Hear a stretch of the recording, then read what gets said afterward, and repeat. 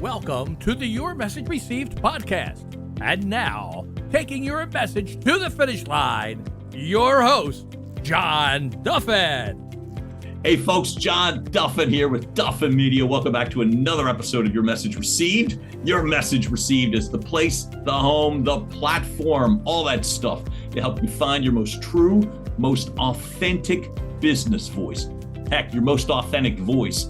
Get what you want, find what you need, improve your results, make billions of dollars, meet the person of your dreams.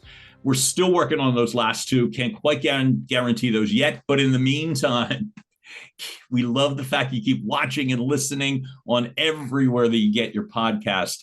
And the reason I get to be so confident we get to do all that stuff is we have people who actually walk the walk. Today is absolutely no exception. We've got an author, another Philly guy. As you folks clearly should know at this point, I'm a Philadelphia native, but I get to have a Philly guy who happens to be the author of Relevant, Different, Better. You're going to hear us talk at length about RDBs, which matter to me. This guy also happens to be a marketer, storyteller, mentor, and leader. And he makes people and organizations better. And we're going to find out how and why that happens. Ron Wagner, thanks so much for showing up for me, man. John, thank you. And before we get started, I just have to say that until we recently met, I still find it hard to believe that a couple kids grew up Catholic grade school in Northeast Philly and who spent almost 30, 40 years running around the media marketing and communications industry in Philly have not met until now. But I'm glad we did. And me thank too. you. Geez, I'm thrilled. And you're right. And by the way, folks, a previous podcast guest who happens to be the announcer for this show, Open and Close, is our mutual friend, John McBride. So when you hear the intro and outro, that's our man, John McBride, who happens to be the conduit that pulled the two of us together. So I'm absolutely thrilled about the way that life works out. We'll put it that way. I'm sorry that it's taken us this long to get it together, meaning connected, but I'm thrilled that we are now, man. I'm thrilled that we are now. Folks, Same. Go ahead. Same. I agree with you. I love it. So as I said, I'm delighted that you're here. There's a ton I want to cover because I've become in really short order a fan. And not to mention the fact, just a class nice guy, but a nice guy that's got a lot to offer. And so love the story, love the background. And for me, like I said, as we talk about Philly, I'm always partial to people in Philly. So Northeast Philadelphia resonates here. What was it like for you growing up in Northeast Philly? Man, it's funny. I tell people this, John, that I had nothing growing up, but I had everything. And by that, I mean, didn't have money or means or running head start in life. My parents drove old cars. We had hand-me-down clothes. We were lucky to get a few days vacation at the Jersey Shore, the Villas outside of Cape May and Rio Grande. But, that's kind of the nothing part. But really, we had everything. We had two parents, and I would say this, and pardon me if this is a kind of a not suitable for work, but we had two parents who would kick ass for us, but would kick us in the ass when we needed it. Taught us right from wrong, gave us values, taught us how to be resilient, have grit and perseverance, and to fight for what we want. And I'll tell you, Northeast Philly is awesome. All you had to do is walk outside your front door, and you had 30 kids there of all ages for street hockey, wiffle ball, touch football, snowball fights. Awesome. Would not have traded the childhood for the world. When you were growing up, what were you thinking would be the big success move for you? How would you know you made it? All right, so it goes back to kind of the roots.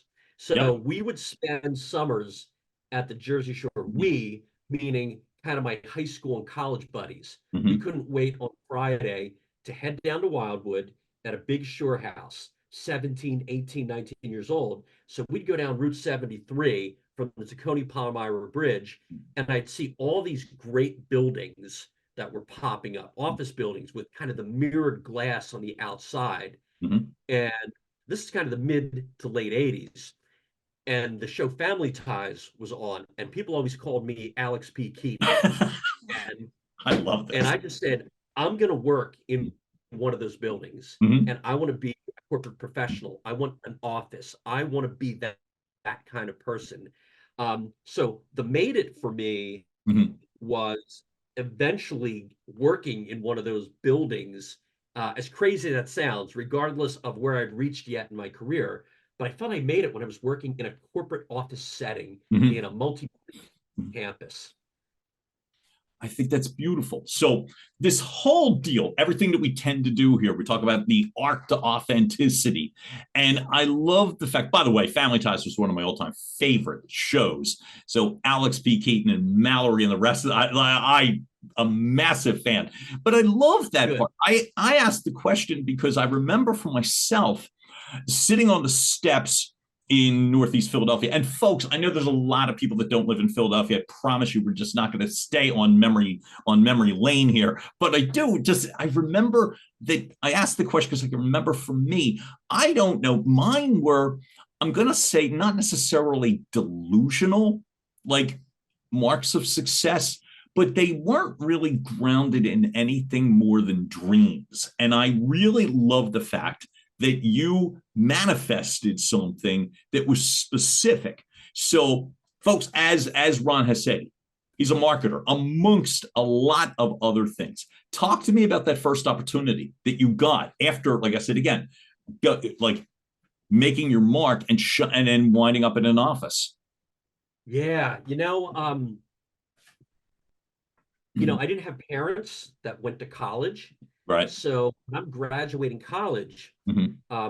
they didn't have a network of contacts and professionals that they could introduce me to, open a door, and help me get a foot in, right? Right. It wasn't like I was born on third base and acted like I hit a triple. Mm-hmm. I mean, to use a baseball analogy, I had to take the fastballs up and in, get knocked down, and work my way around the bases, right? Yep. So back in the day, late 80s, starting my career, you're writing letters on a typewriter, mailing resumes. So I'm sending them all out to ad agencies and corporate marketing departments. And there was a small little direct mail marketing firm in Jenkintown, PA, about 8 people that hired me. And they said, we didn't really have a job, but you seem like a good guy. Mm-hmm. And I was being paid $17,500 while my engineering friends were starting at 60 and 70. But I was glad to get the 17,500 Mm-hmm. for a simple reason. I got my foot in the door. I'm in. I got my first job out of college, and I knew once I'm in, it's now up to me to do something with it and create the life and the career that I want. Even though I didn't have parents that could pattern that, not being in a corporate world, Mm-hmm. I knew that I was in. And I'm like, okay, now it's a start. Let's get moving. Mm-hmm. So that was for me, getting that first job and saying, all right, let's start building something. So when you were there, like, did you know that, okay, like for myself, I only asked that because out of appreciation. Like for me, I floundered well into my 20s, and the career path was multiple jobs. But you're in a place and you have this realization that you've got your engineering pals that are doing X, and you're in, and the firm that you were with, tell me again, because it was not nothing. I mean, you were with a firm that had a name, and to me, after the 8-person, like talk to me about that, because I think that I'm already hearing a sense of appreciation where I remember I didn't have that early on. They were just jobs to try.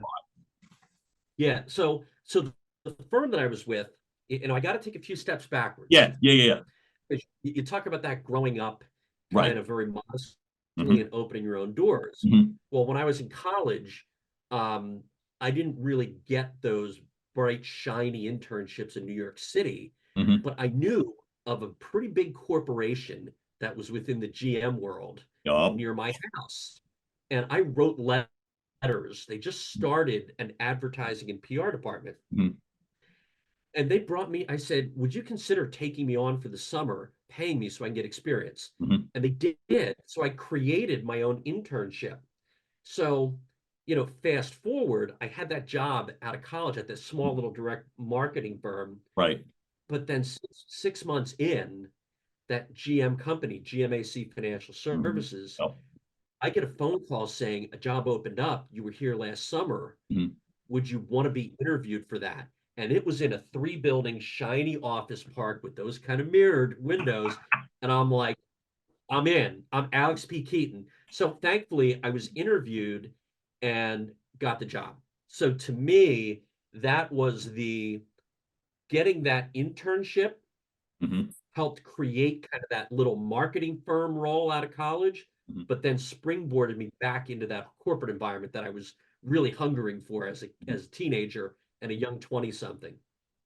And I think about the fact is like one step back, the fact that I'm realizing too, that you and I having something else in common, which was the fact that you weren't handed scholarships, nor were you handed folks paying for your education. See, John, this is what, okay, humble brag. I went to a massive high school Right, in Philadelphia. right. Cardinal Doherty High School doesn't even exist in the Alny section. It was the largest Catholic high school in the world at its time. But I finished, I think, 30th out of almost 800 students in my graduating class. Right. And nobody offered me anything Mhm. because I didn't know how to go about looking for scholarships, right? So I was working 20 to 30 hours a week, Mhm. taking out student loans, and in the summers of college, working full time.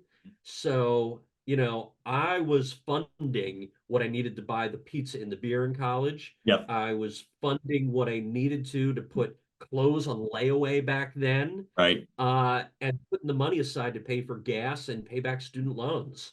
So again, I think that's part of, you call it authenticity. You Yeah. know, how do you earn your way in with people? By saying, man, I've had the same fears, struggles, worries, concerns, and hiccups that I think most of us face from Mhm. 18 to 84. Yeah, man. It's like it's just that's the kind of stuff because my thought is I'm always curious as to what thoughts are going through your mind. And if someone asked me, I'm going to say I wasn't having them. They were more survival and just very short term, day to day things. And so it was like, I admire you because you got through. I took a very long road through Villanova University where they probably should have been naming buildings after me just simply for what I contributed. But just John, and I'm sorry to interrupt. There's two okay, things that I think there's two things that were very important to me. So, right. you talk about dreams, and when you first thought, man, I made it, or that's what I'm Mm. aspiring to. Yeah. I really had I really had two very, very, very simple dreams growing up, Right. right? So my dad pitched high school baseball Mhm. and was a pitcher for the high school baseball team. Mhm. And I always wanted to be a pitcher for my high school baseball team. Mhm. But I was also a 5'8", 100-pound kid. I'm 5'8", 175 right now. Mhm. So take like 75 pounds off me. But I was scared, I was shy, I was intimidated. So I didn't go out for baseball freshman, sophomore, junior year. And I said to myself, I'm not going to leave high school without giving it a shot. So I worked a full year before, pitching, throwing, running, Mhm. lifting weights, trying to do whatever I could. Because if I'm going to get cut, I want to say I did it and gave it my best shot.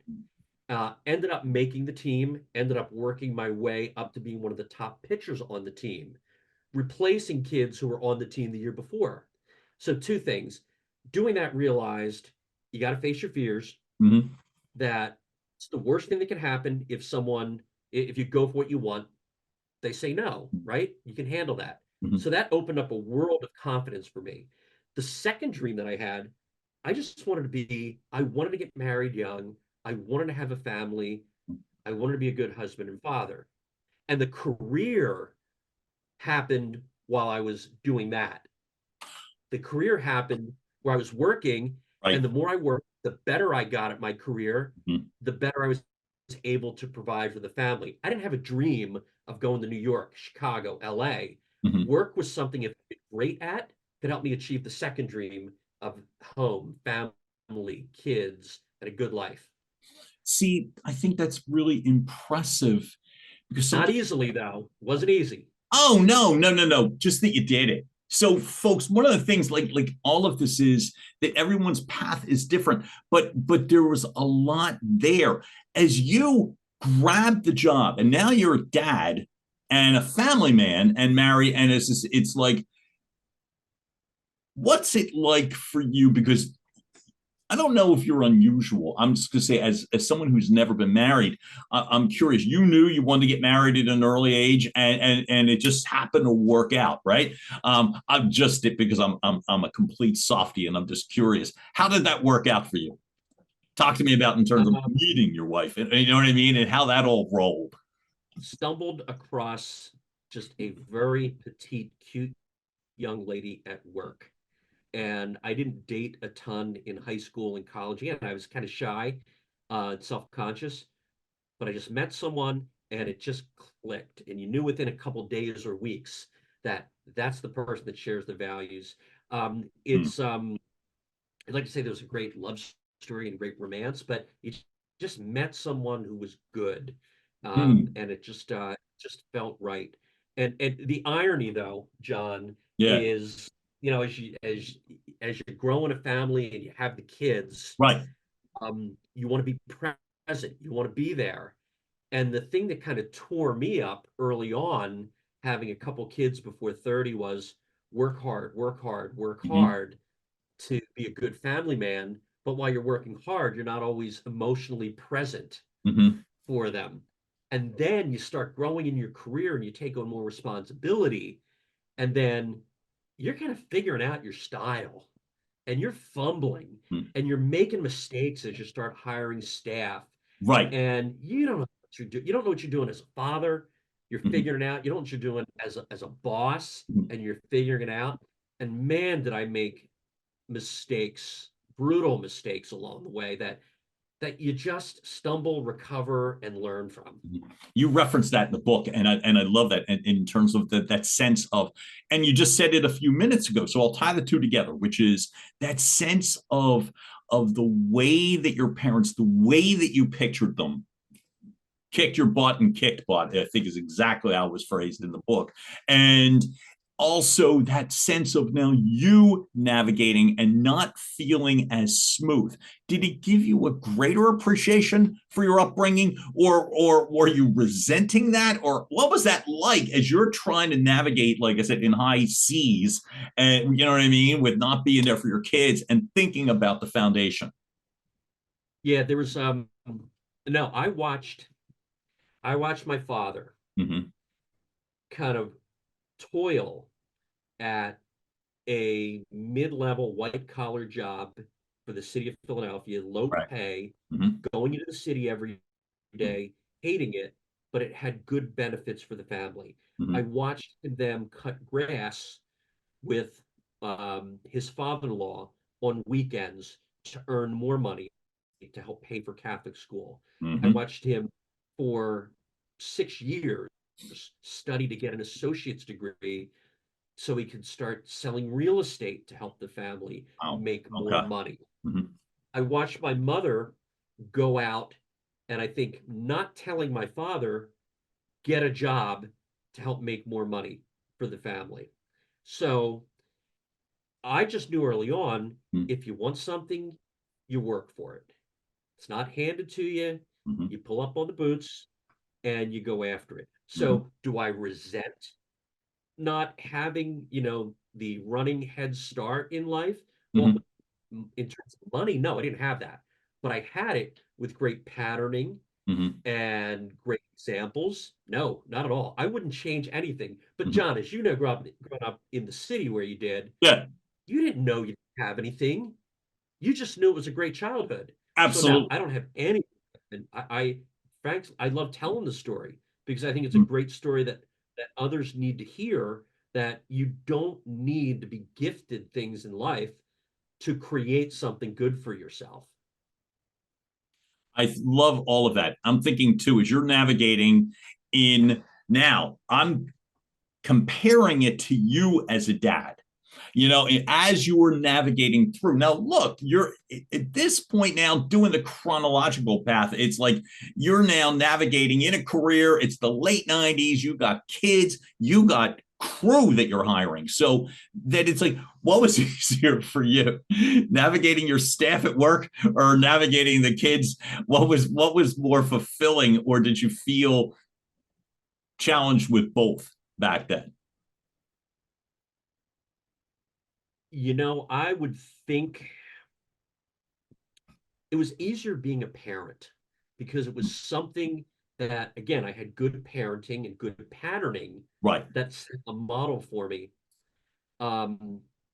It was tough in the corporate world because I was learning for the first time that not everybody has your best interests at heart.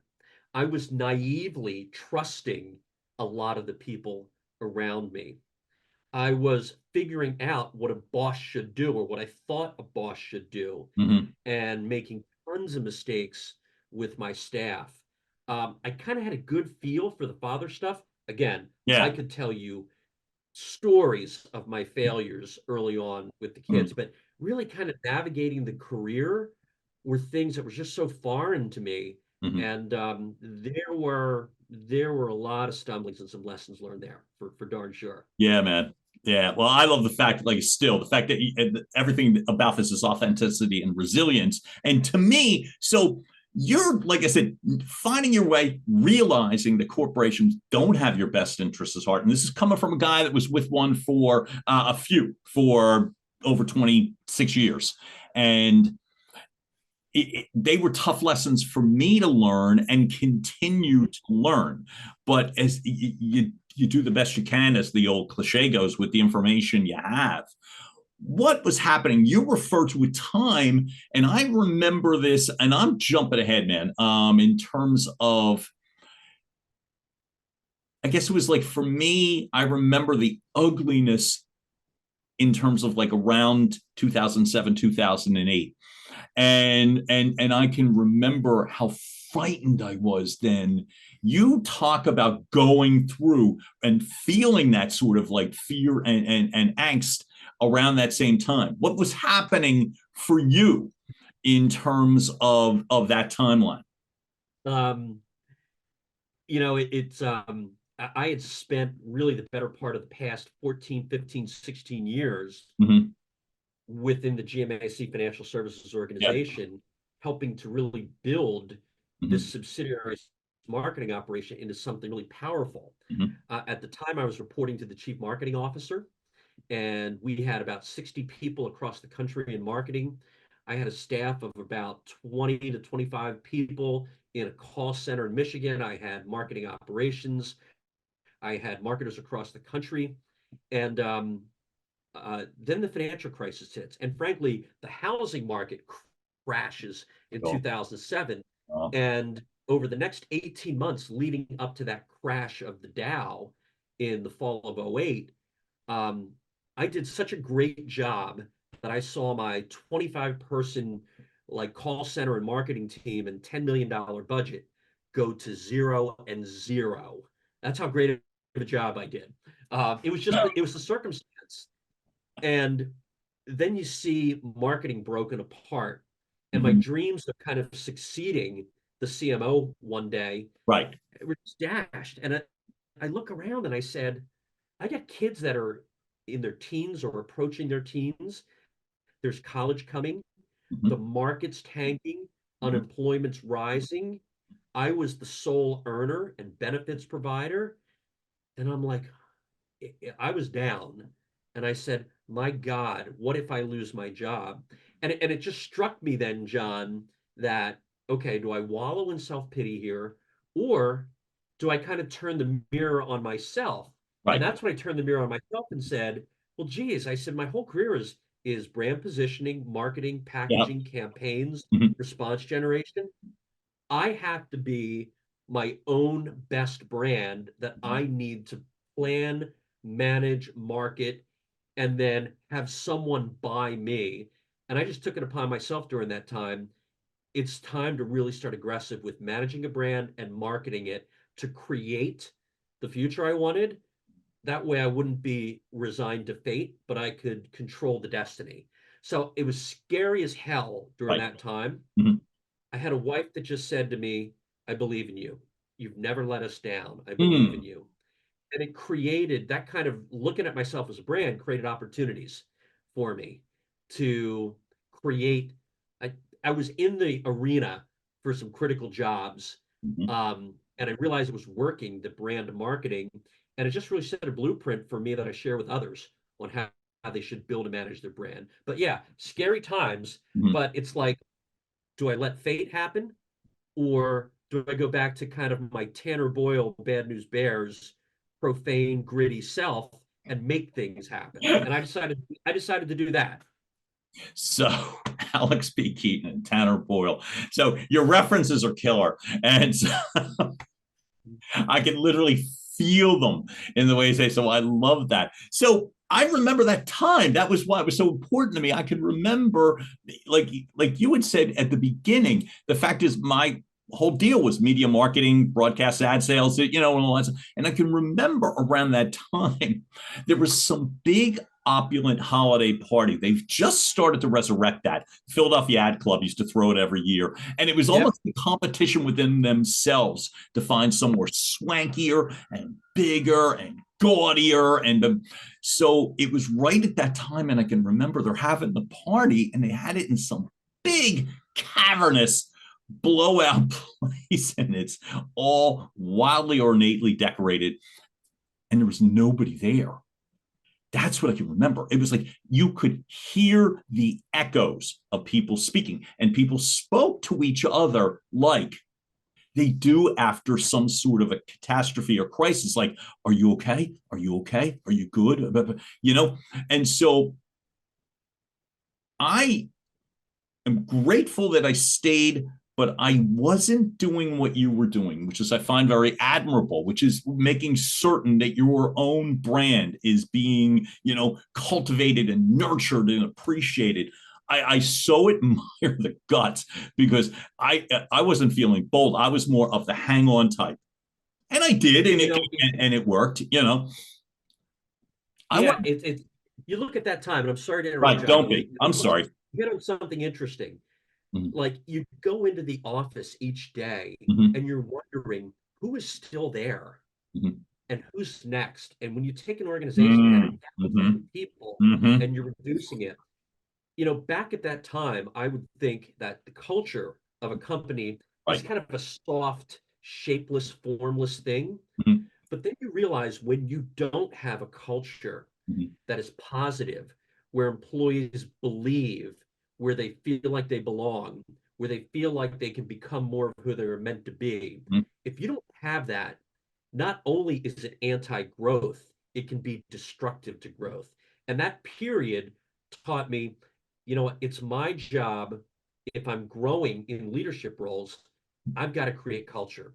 I've Mhm. got to engage employees. I've got to make them belong. I got to help them become more of who they're meant to be because they're just like me. These are people that want to go home each night Mhm. and they want to be able to tell their husband, their wife, their partner, Yeah. their kids, guess what I did today? Mhm. Guess what I was trusted to do? And here's why it mattered. And Mhm. that whole period, I think really shaped future leadership style for me. I love it. So I'm going to head in two directions. First one is this, same question, just in two ways, which is you're taking it upon yourself to make certain to build, nurture, enhance your brand. What were some of the steps that you took to do that? Well, as a marketer, Right. I had always worked with small and large ad agencies and adopted a practice that they did, where you create a strategic brief before you launch a campaign or an initiative Mm-hmm. or come out with a new product. Mm-hmm. And that strategic brief is about what's the problem or opportunity? Who's your target audience? Mm-hmm. What are their functional needs? What are their emotional needs? Mm-hmm. How do they make their buying decisions? What are the competing factors? What do you do that's relevant, different, and better than the competitors? Mm-hmm. What are the proof points? What are the reasons to believe? What's the single most important message to communicate?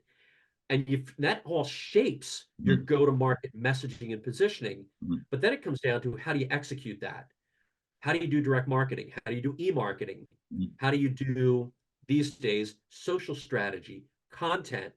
What is your direct mail? Mm-hmm. So I went through this whole introspection Mm-hmm. of that strategic brief process to refine, or not refine, let's say uncover who I really am. And then I said, well, it's time to build a campaign Mm-hmm. of phone calls, Mm-hmm. of an email strategy, personal note cards, a follow-up strategy.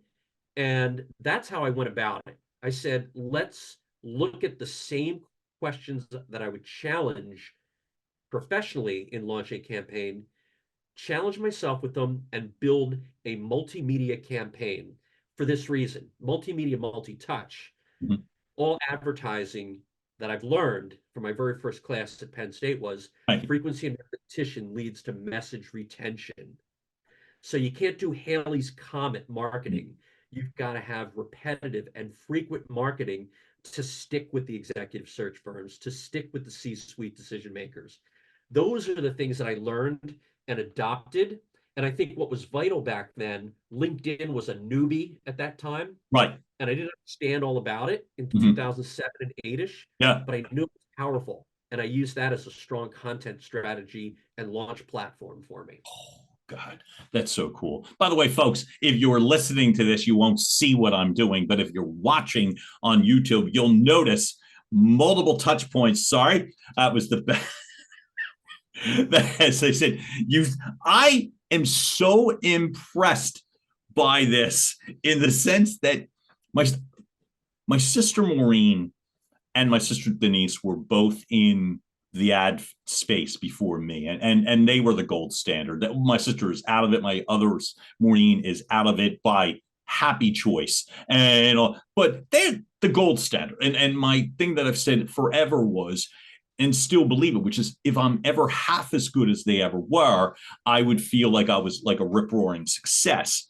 And one of the reasons I say that is when you talked about your branding and these individual touch points, and it's like there aren't many people who do this. And I only say that because I'm grateful to say that I've been with a lot of people. And my sister Maureen was one of those people, still is, for God, still is very much one of those people. She's also an author that understands the benefit or the purpose of a handwritten card. And in 2023, where that is such an afterthought anymore in terms of, oh yeah, I texted, or oh yeah, I liked their Facebook. I love this because, as I said, it's really impactful. When I received yours, Ron, that was my first thought. It's like, it feels like such a Herculean effort, but obviously not to you. So I got to interrupt you here, and tell I me. apologize. I need you to interrupt. Oh, please. It's the Philly thing. Yeah. Think about this, right? Right. Think about this. We're in such a crowded, cluttered media and messaging marketplace right now, right? So I go back to the start of my career. There was no internet and there was no email. No. So what you had in these corporate offices was a mailroom. And this mailroom was usually staffed by retired postmen who would wheel bundles of mail and drop them in a little bin at each department, right? Yep. These days, there is no corporate mail that comes across anyone's desk. Instead, it's replaced by cluttered email boxes, and 60% of emails go unread. So if you want to stand out and stand up in a crowded environment, write a note card. If a personal note card comes across a decision maker's desk, they're going to open it and they're going to read it because it's rare. That's why I'm a big believer of it as well. I love it. So taking this on, sorry, I lost my train of thought. So you've taken this role for yourself, and then I'll go to my second question, which was literally, you're still part of an organization. So are you able to instill that with your team, your staff? Were there people there to follow your lead then? And did they do it, I guess, is where I was, trying to get at. Really, the way I view this. So for the past 15 years, right, I've been the top marketing executive for 3 different firms. No longer. I'm a free agent right now, and really for the first time in 40 years, am able to spend time to plan future me. And I couldn't be more thankful for that. But what I've said to my staff over the past 15 years right, is, I've already done a good part of the corporate climb at that point. And what I've said to them is, my job right now is to do everything I can to help you own your work, be accountable, responsible, make decisions, build a resume, and help you build a brand to make you more marketable here at the company or marketable elsewhere, because you want the same things I did. You want promotions, you want raises, you want to make more money. So, in one-on-ones and discussions, I'd say, what are you doing to build your brand? What are you doing to build your brand? How are you defining yourself? And I'd share with them just the things I've done along the way. In large part because in looking backwards now, I realized in my early 20s to late 20s, right, I had 3 or 4 great people that took an interest in me and subtly helped me build my brand. So what I've done with my teams is, how do I help you own your work, achieve, be accountable, build a resume, and be able to better market yourself when the time comes? Love that. So I'm going to take a step back. Of those 3 or 4 people, is there one that you can think about that you feel especially grateful to or for the work from? Is there anyone, you don't have to name their name unless you want 2 to, people. but you know what I mean? Oh, good. Okay, good. 2 people. One who I worked with and for many years, who was also in the media, great radio voice. Think about the Arco Go Patrol back in the day. Oh my God. And this gentleman transitioned to corporate marketing. Great emotional intelligence, great balance, could listen actively, had empathy, who understood what it was like to raise a family and be a husband and a father, and help me balance that. Phenomenal. Credit him for helping create a life and career. If I never met him, don't know what would have happened. The second was an EVP of sales who had just the incredible walking around style of management. What I've learned over the years is that there's kind of 2 kinds of power in the workforce, that power of authority and that personal power. And the power of authority gets people working for you because of your title. Right. And the personal power gets people working for you because of who you are. Now, this guy's walking around style of management, he would say, come on, Wagner. I was like 22, 23. He's like, let's take a trip to the Harrisburg office. Or let's go down to the front desk and talk to the receptionist. Let's go visit the ladies in the cafeteria, or let's go to the trading desk. And what I learned about him, despite being one of the top 4 executives in the organization, was that people would walk through walls to work with him and for him because of who he was, how he engaged them, how he went to meet them rather than sitting in an office. Right. So I think these 2 people, I think, greatly shaped my style. But I have to say there was a third. Oh, please. That you adopt the behaviors that work well, but then you learn to see the people that are duplicitous and controlling, that keep information rather than disperse it, that want the sun to be shining on them and don't disperse credit. There were a third and a fourth person I noticed early on in my career like that, and I said, that's the behavior not to emulate. So been fortunate to have great patterns and role models, and the anti-role model that helped me understand what's not going to help get results through people. I'm picturing all four of them, but you know who the one that's really jumping at me right now, because it's such a generous move, is the one that gave up so much of his time. I love the emotional intelligence, and I love when you throw another reference of the Arco Go Patrol. It's like I just they're all landing. But what I was going to say Here's is, a funny story. This please, gentleman hired me at age 33. right. He was 33.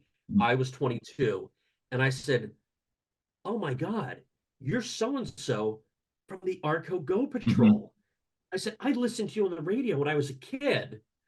Um, well, he's now not 33, No, and I'm not 22. right. And he's one of my closest friends, still a confidant, um, and text with him or speak with him or meet with him frequently. That Just that makes me that happy. strong of a bond. That just makes me happy. But I picture the ones that, hey, let's go down to here, or let's go to this office. When I was early, I say that out of such admiration, because I can also remember that felt really difficult for me in the beginning, because it's kind of a gutsy move. And so I love the fact that they were there, because I remember when I started out, like in the managerial part of the climb, I was probably not quite prepared, and I certainly didn't have the emotional intelligence or the EQ. I didn't have that. And so I was more worried about doing a bad job. And you just define the two types, right? So you then have this opportunity after, and I'll just ask you this. What got you out of corporate? What was it for you when you knew it was time? Did you know, did it feel like a blind side? Like, because like I said, it's like, as you said, you're not 22, he's not 33. You ride the ride for such a series of years, not to relive horror stories, but simply, when did you know it was time? Well, it's not completely time yet. You No, know, I understand. there's a couple things. I Mm-hmm, think there's retirement mm-hmm, and there's pre-retirement. mm-hmm, And I think pre-retirement is when you're able to really pursue mm-hmm, passion, mm-hmm, purpose, and meaning, after you've raised the family mm-hmm. and you've done the things that you're really contracted to do, I would say. And retirement is, I think, when you've got aching shoulders, knees replaced, Right. hips are aching, and you sit around a pool in Fort Lauderdale complaining about everything. I Um, really want to focus on pre-retirement, because I find Retirement. to me money. So I love this. So like when did you realize it's the next stage? That's more than, because it's certainly Yeah. not the end. I don't feel that way for me. So like for you, like I want to lean in here. Okay, so so my degree is advertising from Mm-hmm, Penn State's College of Communications. mm-hmm. So I live in the what ifs and the grays. My wife has a degree in math, Oh, so she lives in the in the absolute absolutes. black and whites. It is foreign to her when I'm constantly doing the introspecting Mm-hmm, and thinking of the future and planning and trying to position something better and more meaningful. mm-hmm, So part of my past few years mm-hmm. was I had a lot of trust and faith in a former CEO. And he had asked me a few years ago to join him at a firm in Florida Right. to be the CMO and to build marketing, Mm-hmm, introduce sales channel, um, look at customer experience. And I said, all in. This is mm-hmm. someone that really helped light up my career Oh. at a great pivotal stage. Mm-hmm, And I was living apart from my wife about 70% of the time, on planes all the time. mm-hmm. And I felt like I was stealing or delaying um, my life and my wife. And I was just worn out. And for me, I was started making plans earlier this year saying, you know what, I've got to make my leap. I've got to make my leap. Yeah. And, I was close to making that leap. I was thinking more towards, August, September timeframe. Mm-hmm, Um, for good or bad, economic conditions and revenue issues in the company conspired against me. And let's just say the ownership group helped me make my leap. And They often do. And they often and you know what? It was a great burden lifted, and it really helped me get back to things that were very important to me: the speaking, the lecturing, the coaching, the mentoring, some fractional CMO work as well. But I've got the opportunity right now to build my own thing, and kind of building, where I can work with small to mid-sized businesses that say, look, I can't afford a CMO, but I can't do nothing either. And then also in entertaining the permanent roles as well, but being judicious about them and not jumping for the sake of jumping. Because like I said before, the culture is so important. What's important now for that pre-retirement is to pick the companies and the opportunities that I think fulfill a purpose and a passion that allows me to do great work, and that, more importantly, allows me to create next generation leaders, and that allows me to help people light up and feel better about themselves and where they're going. So I'm in kind of that gray that I talked about, where there's a couple paths I'm following, and I'm excited about that. I think you should.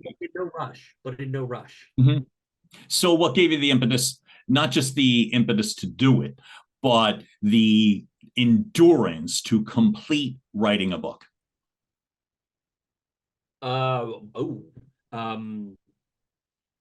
Two things. I met someone 5 years ago who followed me on LinkedIn, and didn't know her personally, but we met up for coffee, and she said, "You're missing something here." She says, "Everything you talk about needs to be shared with an 18 to 24-year-old, a 25 to 34-year-old. And she says, there's something there that I think is worthy, the stories and the lessons you've shared." And I'm like, give me a break. And then a few short months later, I'm invited to a lunch in Center City, Philadelphia, with the dean of Penn State's College of Communications. And I'm thinking, one, how does she know who I am? It's a huge university and a very prestigious College of Communications. And then secondly, I'm like, oh, what the heck? I'll go. Yeah. But it'll be like 20 other alums. And it's just me and her. And I said, why me? And I said, of all the people that have graduated from the College of Communications, you have CEOs of Madison Avenue ad agencies, you have foreign war correspondents, you have network reporters, you have people writing novels and screenplays. I said, I'm just a guy that used my degree every day of my life to build a life and career that's been fulfilling for me. And she said, that makes you like everyone else, and that's something that others need to hear.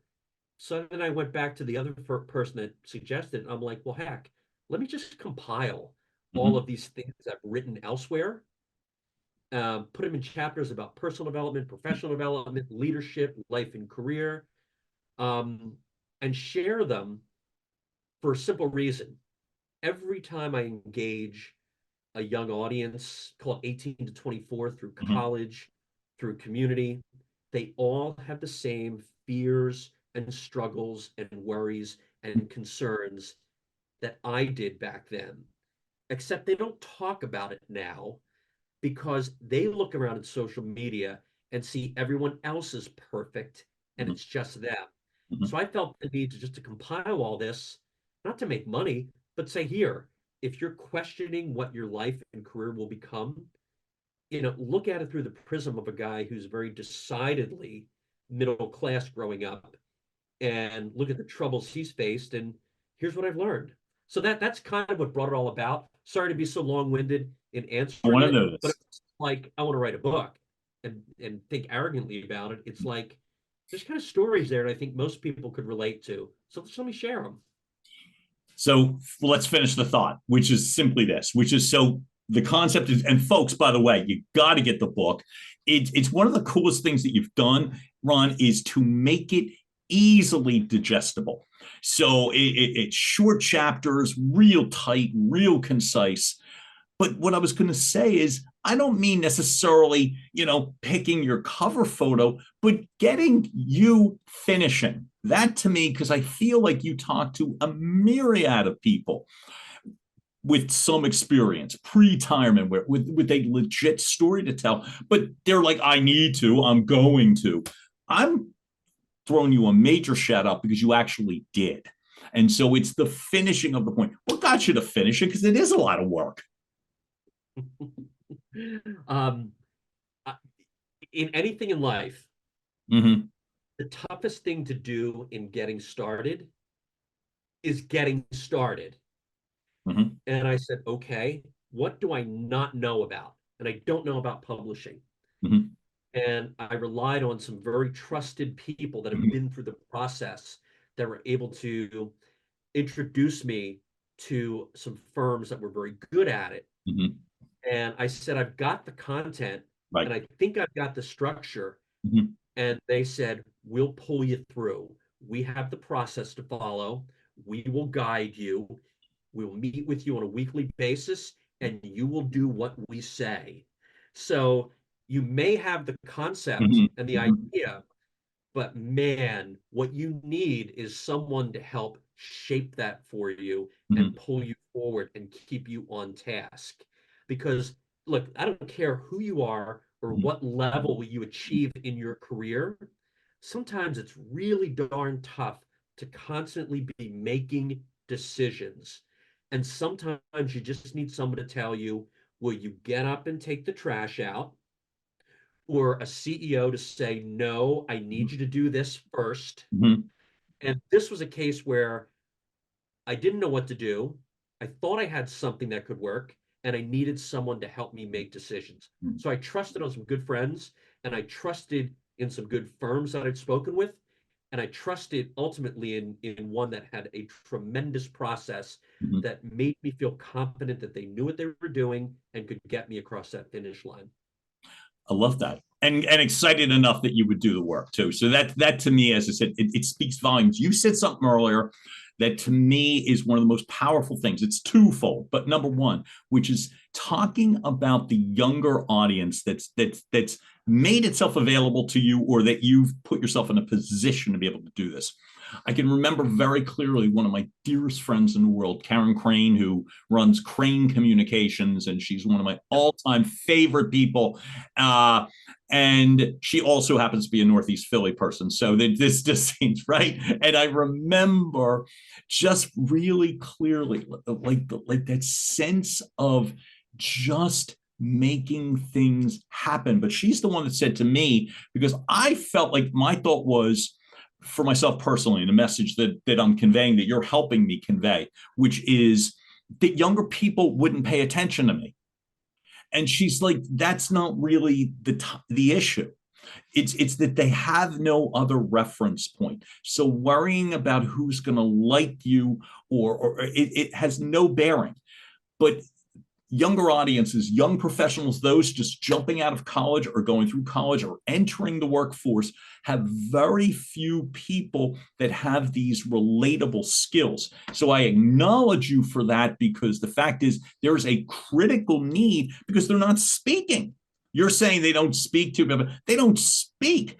And it's because that's the way the communications work. You talk about social media, and I'll take it a step further in regards to everybody texts, everybody, you know what I mean? Nobody's talking on the phone. And so the art of marketing and branding and communications that you've mastered, I think, is critical for younger audiences, which is why I leaned into what you said, because I just feel like very few people are doing it. There Yeah, aren't there's, any you know, mentors. you said something a little bit earlier. Mm-hmm. And it reminded me of a point. There has Right. been just Mm-hmm. such an explosion of mental health issues, Mm-hmm. anxiety, Mm-hmm. depression, Mm-hmm. self-doubt Mm-hmm. in teens and college students, Right. really over the past 10 to 15 years. Um, and I think there's a fear to say, I don't know where I'm going. Who Mm-hmm. do I speak with? Right. Everyone else is living a perfect life. They have a perfect internship. They have a perfect job. They're involved in these activities. I can't compete with that. They don't realize that A, that's not real. Right. And they don't realize B, that everybody at 18 to 24 or 25 are really struggling to figure out who they are and their path in life. And, I think it was important to share that, again, relatability, and also give rise to people to say, you know what, maybe we should talk about, I don't know what my career is going to become. I have Right. doubts whether I have the right major. Mm-hmm. How do I seek a mentor? Mm-hmm. Who do I speak with about what? My parents don't understand, So I think a lot of these things came together really in kind of earning my way in Mm-hmm. with those groups, with the stories I shared, because I learned in engaging them that it was no different now than it was 30 some years ago when I was worried, am I going to have the life I hope for? Mm. And it was just, that's how I think I've earned my way in by saying, Yeah. yeah, let me tell you the stories and the worries and the fears I had. Mm-hmm. And I think that's the same in what you've told me. Yep. So, And then last, and in terms of the second part of that, which is the value of having someone with energy, fire, experience, as opposed to pushing people out the door because they're no longer 40 years old. They're now 41, and I'm exaggerating. But it's that sense of just like shoving them off the cliff because it's time. Ron, why is it so important? And you've brought up like the fractional term, which I think is beautiful and critical, and I think solves so many business needs. And I'm going to say, why do you believe it's so important? As you said, I'm not finished, and good. What I'm going to say is, why is it so important for people to realize that people with experience, with fire, with energy, still have something to offer? yeah, I'm going to go, I'll say it this way if I could. You have Jack Welch of GE. I think he Right. passed maybe in the past 7, 8 years or so. Yeah. But he was largely heralded as one of the greatest CEOs of all time. Mm-hmm. And he said something that really stuck with me. And I saw an interview maybe 20 some years ago Mm-hmm. where he said the worst thing you can do with an employee is not tell them a truth. Mm-hmm. He said, if you just promote them because they're a good person, or that they've hung around long enough, or through attrition, they're the last man or woman standing, Mm-hmm. ultimately, administrations change, leaders change, bosses change, and you've now put that 40-something-year-old man or woman in a position where a new administration comes in and says, what are they doing in that job? They don't have those skills. They're not what we need. Right. Who promotes them? And they cut that person loose. Mm-hmm. And that person is making a good amount of money, but has not been told the truth over the years and has neglected the skills they've needed Mm-hmm. to stay relevant. So, what I've always tried to do is you got to go through that pace of reinvention. Everybody does. The value of a college degree used to be 10 to 15 years. Now it's about 3 to 5 years due to technology. Mm-hmm. So I think it's hyper important Right. for any worker, but particularly people kind of 35 to 54 to reinvent, to challenge what they know, Mm-hmm. to challenge their own conventional wisdom, to challenge their own status quo, to look inwardly, because ultimately you don't want to be that person. And I think if you've got a collective set of experiences across industries Mm-hmm. where you've shown adaptability, you've shown the willingness, the skill, and the will to unlearn what you know to try something else, that only makes you, I think, more valuable and more relevant and more resonant with any employer, anyone seeking consulting or fractional services, or someone that I think has got the been there, done that wisdom. But Mm-hmm. that only happens if you challenge yourself younger to stay relevant and to stay material, regardless of age. Mm-hmm. I think it's beautiful. Two more questions, man. And you've been tearing it up with me. And I'm going to say, what makes you relevant, different, better? I'm going to answer it the way I answered this kind of 14, 15 years ago, and I had my first shot Mm-hmm. to win that top marketing role. Right. But I'll start by saying that there's a certain point in your life where you put a few years in the rearview mirror, Mm-hmm. where you really start to understand, your unique fingerprint or your DNA. Mm-hmm. So this was kind of like the mid to late 30s, and I've realized what it is that makes me relevant, different, and better. Mm-hmm. So I had gone through kind of a brutal interview process for this role, which was within a GE company that just went private equity. Mm-hmm. Went through about 10 rounds of interviews. I Mm. had to fly to meet one board of director. I had to get on a conference call at 11 o'clock at night on the West Coast with another. And then it comes down to meeting with the CEO for the last time. And I said something to this effect. Mm-hmm. I said, you've already understood or accepted that I've got the skills to lead the marketing efforts here. Mm-hmm. But there's other people that probably have equal or better credentials. But I'll tell you what I'm going to give you that they won't. And I've stayed true to this. I say I act fast, I talk straight, I solve problems, I do what's right, I live up to my word, and no one will ever outwork or outprepare me. Mm. And I tell that repeatedly. I've learned that about myself, and I stay true to those brand tenets. And what I counsel people on is you've got to uncover what makes you different and better. Don't tell me, well, I'm a hard worker and I'm a team player. I'm a people person. Everybody says that. No. What do you give me that's different and better than the person that's competing for that same role? Mm-hmm. So I challenge people on that. And that's what I've learned about me. Act fast, talk straight, solve problems, do what's right, live up to my word. Still in 2023, you would identify that as your brand?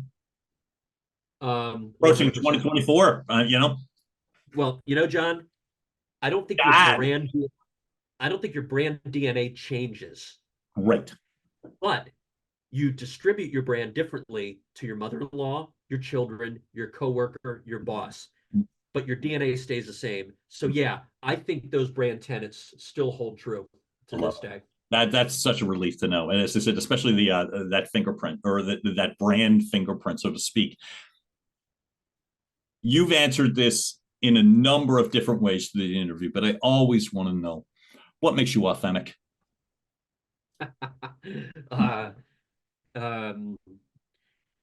Okay, well, I'll say this. I think it's for someone else to judge whether I'm authentic. Right. So I'll say that. I think I've said it before. I think you have to earn your way in. I think people can spot a phony a mile away.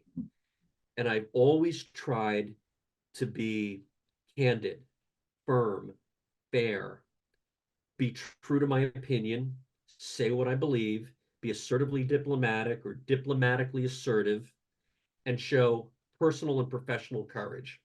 And I think people will respect that. And I think teams that have worked with me and for me, I think would echo that. But I think the most important thing, John, if I take it full circle, Please. I think it's the Philly roots. It's, you know what?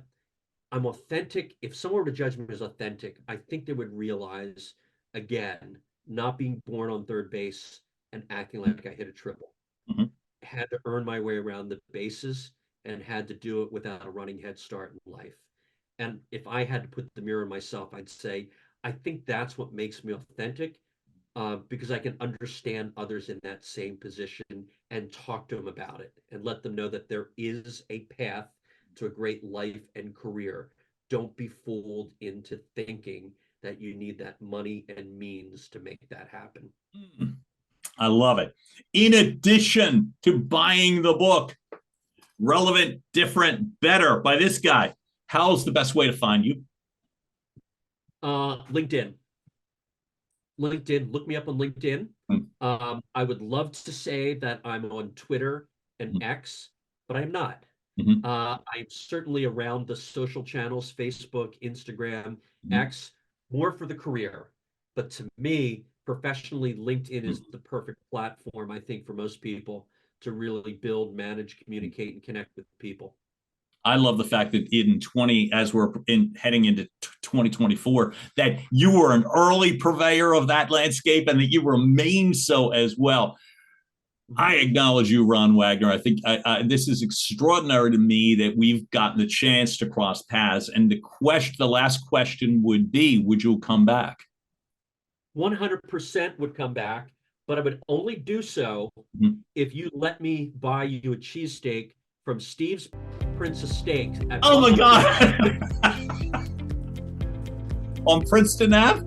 I think it's Bustleton and Princeton, or Bustleton and St. Vincent. You know where it is. I absolutely do. The answer is that's an yes, just hard yes. Done. I love it. Thanks so much for showing up for me today, man. I'm very grateful that you're here. And John McBride, who's going to do the outro in a second, this is just a perfect natural link. Folks, thanks so much for tuning into another episode of Your Message Received. Keep following, liking, sharing, telling your family everywhere you get your podcast, and YouTube as well too. Watch us, listen to us, and we will keep driving content through your front door. John Duffin here with Duffin Media. Thanks so much for showing up for us today. Ron Wagner, you rock. Thanks so much for showing up for me. Have Appreciate it. Thanks for the discussion. See you, John. My absolute pleasure. Have a great day, all. Be good. Bye. And now, making its way across the finish line, Your Message Received has been a production of Duffin Media.